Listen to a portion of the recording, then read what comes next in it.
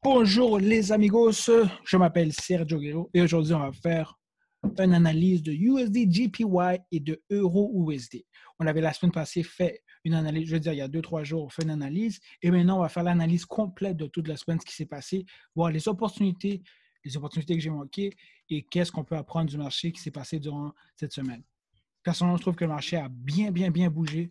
Il y a eu beaucoup d'opportunités. Malheureusement, j'en ai manqué, mais on va voir ce qui est idéal de comprendre pour la semaine prochaine. Sur ce, guys, on va avant à l'intro.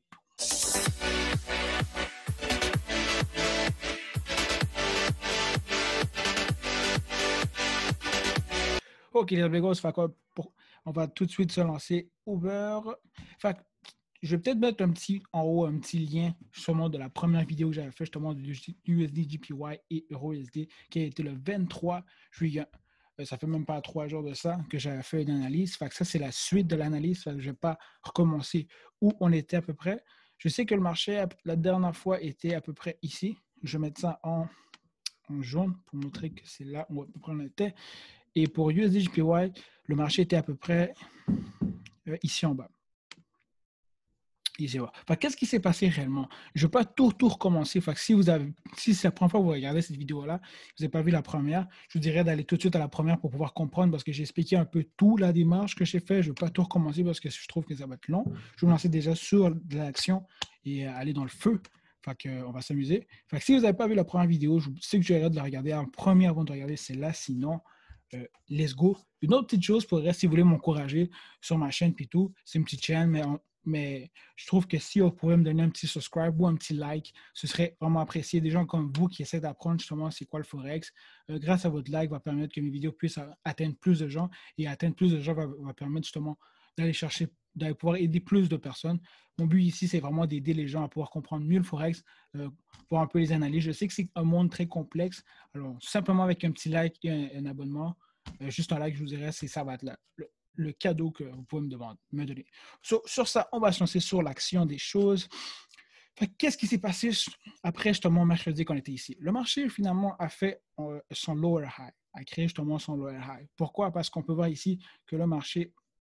OK, je vais bouger ma tête parce que là, je suis un peu trop dans... Ouais, ça va être parfait. OK, parfait. Comme j'avais dit, le marché était ici, on va dire, il y a comme un downtrend, un petit trend que le marché a suivi, puis à peu près ici, comme vous voyez, où j'ai marqué le LL, qui est le low low, c'est là que le marché justement a testé. Le marché justement a rejeté le bottom ici et a décidé d'aller vers le haut. Moi, j'avais comme prédiction que le marché allait tester à peu près ici la jaune et descendre, mais finalement, le marché a décidé de monter plus. C'est des choses qui arrivent. J'ai malheureusement manqué. Non, finalement, j'ai rien dit. J'ai réussi justement à prendre le petit bail ici à peu près, à prendre 50 pips. Ça a été une bonne opportunité. USDJPY, il y a vraiment eu plusieurs moments de prendre cette opportunité. Et voici la première. On va aller plus concrètement que ce qui s'est passé. On peut voir qu'ici, le marché, justement, a descendu. Là, on se dit, OK, est-ce que le marché va monter ou descendre? Ce qu'on aurait pu faire, justement, c'est prendre des lignes ici. Pas facile à faire pour elle, comme ça. Je vais voir si le 15 minutes, on peut l'avoir d'une meilleure façon. Ouais, à peu près. Ce qui est l'idéal justement dans ce genre de mouvement-là, c'est de voir si le marché va vraiment tomber ou pas. Puis on peut voir qu'à plusieurs reprises, je vais mettre une ligne ici à peu près, là. À plusieurs reprises, le marché a testé. Je vais peut-être changer de couleur pour que ça soit plus visible. Et une petite seconde, on va mettre ça. Non. Mettre ça en bleu. Plus épais, boum, parfait. Donc, on peut voir que le marché ici, moi ce que je pensais, ce que je présageais justement, c'est que le marché allait justement monter et par après descendre. On peut voir que le marché nous a indiqué plusieurs fois que non, il y avait justement atteint un support. On peut voir que le marché a fait 1, 2, 3, 4. 4 fois, justement, le marché nous a fait comprendre qu'à ce moment-là, non, il n'y avait pas aucune indication que justement les sellers, qui étaient ceux qui allaient faire des serres, avaient plus de force. C'était justement, il y avait eu un nouveau support qui s'est créé et le marché a décidé de dire, vous savez quoi, on va aller plus haut et on va aller justement probablement aller faire un nouveau test sur le top du trendline. On peut voir ici que le marché a fait 1, 2, 3 et après ça, to the sky. beaucoup de monde vont me dire à quel moment ça aurait été l'idéal de rentrer. C'est sûr que le moment ici, ça a été le meilleur moment. Là, moi, juste pour vous dire comment est-ce que je trade puis tout, mes transactions se font le matin. Fait que moi, en gros, à 6 h du matin, 6h30 du matin, c'est là que je fais mes transactions. Jusqu'à peu près jusqu'à midi ou 2 h. Rarement, je fais la nuit parce que je sais que moi, comme personne, je suis pas capable de laisser une transaction qui laisse aller la nuit parce que je dois quand même regarder ce qui se passe. Fait que ça, c'est pas trop mon style. Fait que moi, je suis plus le genre de personne qui va aller le matin. Il faut vraiment vous structurer dans vos choses. Est-ce que vous êtes plus un trader le matin, le midi, le soir, la nuit? C'est à vous. Moi, personnellement, je trouve que pour USDJPY et EURUSD, le matin de 6 h jusqu'à midi ou 1 h ou 2, 3 heures, c'est l'idéal pour faire des transactions. Fait que dans ce cas-là, comme on peut voir ici, euh, il est à peu près 7 heures. Je pense que celui-là, malheureusement, je ne l'ai pas eu. Il était à peu près 7 heures. On peut voir que le marché ici, moi, ce que j'aime beaucoup, c'est que le marché descend le plus bas pour entrer justement à ce moment-là. Fait que dans ce genre de moment-là, je m'aurais dit, OK, parfait. La trendline, à ce moment-là, n'était pas encore créée parce que je n'avais pas encore vu vraiment que le marché allait monter. Je l'ai fait après la trendline. Mais on peut voir pareil qu'ici, il y a un support. Fait que le marché a fait 1, 2, 3. L'idéal, réellement, c'est de rentrer dans ce genre de moment-là. Puis, l'indicateur parfait pour ça, on va revenir ici, c'est à peu près un canal de 30 minutes. On peut voir que le marché, justement, a montré un retracement, un genre de consolidation un petit peu dans ce style-là. Puis après ça, il a fait un canal de 30 minutes qui nous confirme pour après justement que le marché va sûrement monter. Ce que j'ai beaucoup, moi, comme confirmation, c'est justement voir ça. On peut sinon voir aussi dans le 4 heures que euh, le marché a vraiment eu beaucoup de problèmes ici. On peut voir ici qu'il y a beaucoup de wicks, beaucoup de résistance, beaucoup de supports. Je veux dire qu'ils sont là. Il y a beaucoup de wicks qui montrent justement que le marché n'est pas capable de percer justement cette chose-là à beaucoup de reprises ici. Fait que déjà là, c'est un bon indicateur. Après ça, le daily, ben, malheureusement, là, il est déjà parti. Ça, c'est un genre de trade que je dirais qui est quand même un peu tôt, mais en même temps, vous avez une bonne confirmation comme quoi vous voyez ici que le marché a beaucoup de fois touché le support. Fait que tu vois, ouais, si vous voyez ici, ça a été vraiment un bon trade. Moi, pour USDJPY et pour Euro, je me mets toujours à peu près 50 pips. Avec ça, j'ai fait boum jusqu'ici 50 pips. Fait que déjà, ça, c'est une transaction qu'on aurait pu faire cette journée-là. Par après, qu'est-ce que j'aurais pu faire aussi? Dans ce genre de mouvement-là, personnellement, je n'aime pas trop parce que je sens qu'il je suis quand même insécure. Moi, comment j'aime mes transactions, c'est lorsque le marché fait quelque chose comme ça, quelque chose comme ça, quelque chose comme ça. J'aime rentrer dans des moments ici. Fait que ça, c'est vraiment mon style de transaction. Si je ne vois pas que le marché n'est pas là, j'aime mieux me retirer. Vous voyez ici, exemple, ce que moi je pensais qu'il allait se passer, c'est que le marché justement allait sûrement briser la trendline et monter vers le haut.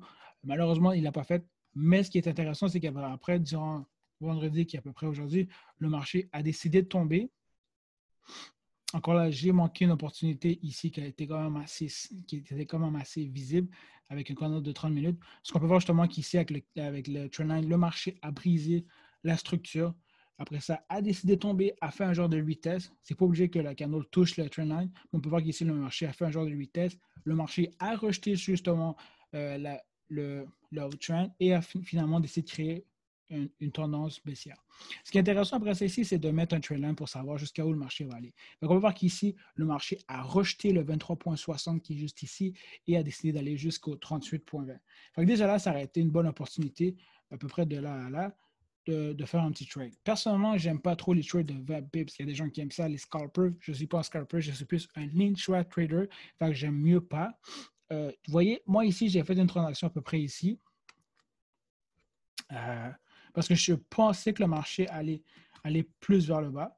J'ai fait un sell ici, le marché a décidé réellement après de monter, mais j'ai fermé la transaction avant qu'il touche mon stop loss parce que j'ai vu que le marché avait vraiment pris de la vitesse assez rapidement. Finalement, j'ai bien fait. Parce qu'après ça, justement, le marché, si on regarde à peu près en 4 heures, le marché a justement rejeté quand même avec un fort bull. C'était peut-être pas un engulfing, le 38,20. Donc, on peut voir que le marché a rejeté réellement le FIBS ici et a décidé d'aller justement au prochain FIBS.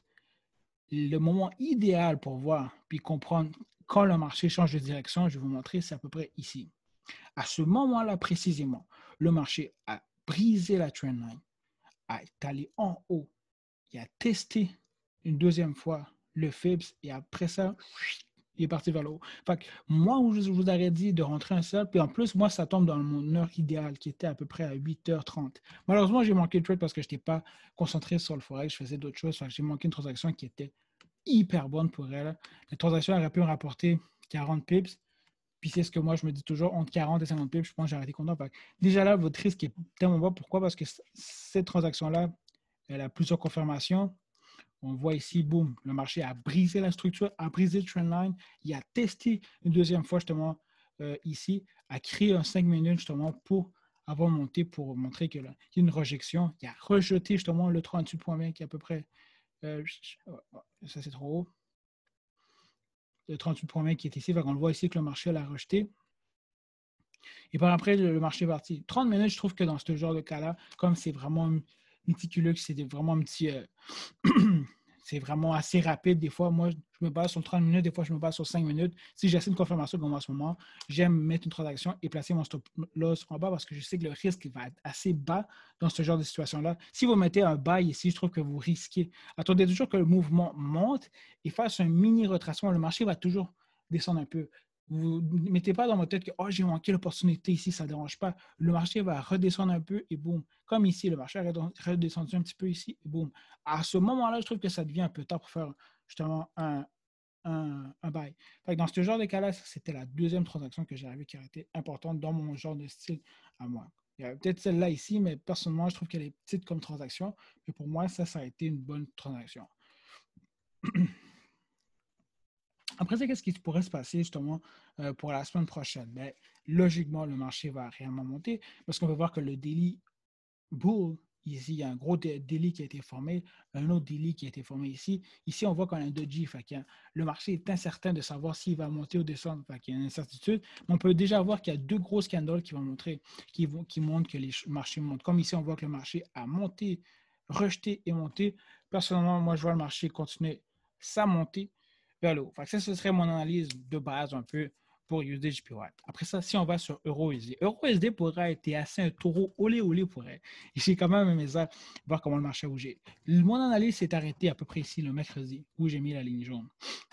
Moi, personnellement, comment je voyais les choses, j'étais un peu sûr, même trop sûr que le marché allait briser, le marché allait faire un genre de retracement et monter. Mais par après, j'ai manqué mon opportunité. Pourquoi? Parce que le marché a montré à peu près ici, j'ai à peu près ici, qu'il y avait un changement de direction. Mon problème, c'est que j'ai resté tellement stagné de me dire, OK, je vais attendre que le marché fasse. Je vais vous montrer en gros ce que je pensais. Je pensais que le marché allait faire comme quelque chose comme ça et repartir vers le haut. Ce qui n'a pas été le cas. C'est ça, c'est une leçon que j'ai appris justement cette semaine, c'est de vraiment apprendre à m'adapter au marché, arrêter d'attendre de voir quelque chose qui va se passer. C'est des choses qui arrivent. Chaque semaine, on apprend des choses. Mais comme ici, on aurait pu voir, si, exemple, j'avais pu voir que le marché aurait été indécis, j'aurais pu aller chercher un sell de là à là et on parle de 100 pips pour elle. Puis le risque était très, très bas. Vous allez me dire, comment tu sais que le marché allait descendre et non monter? On peut voir qu'ici, le marché est quand même. Personnellement, je n'aurais peut-être pas rentré dans celui-là parce que je trouve que c'est risqué. J'aurais attendu que le marché réellement brise. Comme j'ai toujours dit, attendez toujours une brisure du marché, BOS, brisure de la structure du marché, un retest parfait. Et à ce moment-là précis, à cet endroit précisément ici, vous mettez un sell, ce qui vous permet justement d'éviter d'avoir des fake-out, des genres de mouvements qui sont faux et finalement ils continuent à monter. Parce que souvent, c'est vrai que le marché arrive ici, il fait un petit fake-out, il descend puis il monte comme un fou. En attendant justement d'avoir une briseur à ce moment-là et avoir un retest, vous confirmez et vous évitez justement que le marché vous fasse des vieux mouvements parce qu'on sait comment EURUSD et USD petit pois peuvent faire des mouvements assez olé et assez plates. Donc on peut voir qu'à ce moment-là, le marché a décidé de tomber. Si, exemple, on a arrêté dans ce cas-là ici, on se dit, OK, à quel moment, Sergio, je peux rentrer? Oh boy. Non. À quel moment, Sergio, j'aurais pu rentrer? Juste voir si je peux voir l'heure. Attends, je vais juste monter ça, descendre un peu. OK, parfait. Tu voyez ça, il est 7 heures du matin. Encore là, ça va être une bonne opportunité pour moi. J'aurais pu voir justement ici que le marché, ici, ça aurait été une zone de résistance. Je vais mettre ça en rouge. Le marché a justement est venu une fois, il n'a pas réussi, il a descendu une deuxième fois, même une troisième fois, à démontrer justement que, check, mon ami, ça c'est une zone de résistance que le marché ne va pas être capable de pouvoir passer. Vous mettez un c'est à peu près par ici ou ici, vous mettez votre stop loss en haut de la wick pour éviter que le retracement reteste souvent. Ce qui arrive souvent que si vous mettez, si le marché a mis une wick ici, souvent le marché va porter à retester encore la wick précédente avant de tomber. Et l'idéal exemple, c'est arrêter de mettre un sell ici. Si vous êtes une personne qui aime garder pendant quelques jours, la transaction s'arrêtait bien. Parce qu'ici, c'était le 24 et finalement, ça a tombé jusqu'au 25 du matin. Fait que ça a été une bonne transaction. Fait que si vous aviez mis un sell ici et laissé tomber jusqu'à là, ça a été une bonne transaction à peu près de 100 pips. Malheureusement, je l'ai manqué. Je n'ai pas vu l'opportunité, mais je fais une analyse pour vous aider un peu dans tout ça. Fait que, ouais. Par la suite, ici, c'est là que ça devient un peu confus. J'ai réussi à prendre un sell ici, mais j'ai aussi perdu dans un sell. Je explique pourquoi. Ce genre de mouvement-là, ici, c'est le mouvement le plus sketchy. Pourquoi? Parce que c'est une consolidation. Une consolidation, c'est une balle de ping-pong. Ça monte, ça descend, ça monte, ça descend, ça monte, ça descend, ça monte, ça descend, ça monte, ça descend. Sûrement que le marché va continuer encore de faire sa balle de ping-pong et par la suite va décider de tomber. Parce qu'on peut voir qu'en daily, on peut voir qu'en daily, ok, excusez-moi. On peut voir qu'en daily, le marché a déjà fait deux grosses candles, une, deux. Ici, encore là, il y a un doji un peu comme USDJPY. On voit que le marché est un peu indécis, mais déjà avec deux candles quand même fortes, ça explique beaucoup. Ça explique justement qu'on a une descente. L'autre chose qui explique aussi qu'il y a une descente, c'est que le marché ici n'a pas réussi à monter. Le marché a retesté le lower high, le mouvement le plus haut du précédent, mais il n'a pas réussi, fait qu'il a rejeté. Parce que ça se pourrait que le marché décide de tomber ici, remonter, ou finalement il décide de briser et tomber. Qu'est-ce qui va se passer?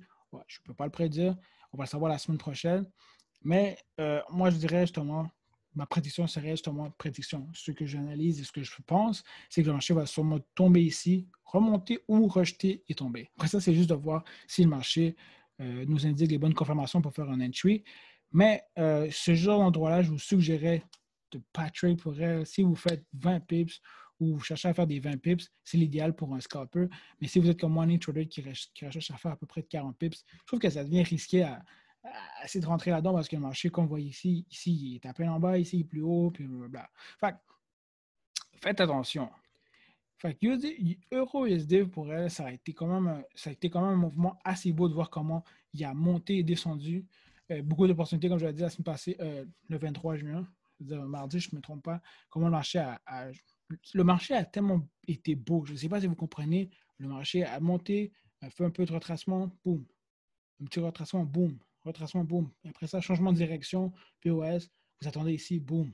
Boum, boum, boum. Sincèrement, je trouve que c'est tellement beau. Je ne sais pas si vous appréciez comme moi le Forex. Moi, j'en parle puis j'aime ça. Mais c'est juste beau comment le marché a suivi le mouvement et démontré chaque étape quand il a changé de direction. Là, après ça, ici, ça devient un peu confus. C'est un peu normal. Moi, j'attends un peu de voir que le marché traverse sous son œil pour voir où je m'en vais. Mais c'est ça. Fait que sur ça, la vidéo d'analyse est terminée pour aujourd'hui, qui est le 26 juin, qui est toute la semaine. Fait que si vous avez apprécié la vidéo, donnez un like. Si vous voulez vous devenir aussi un abonné, why not?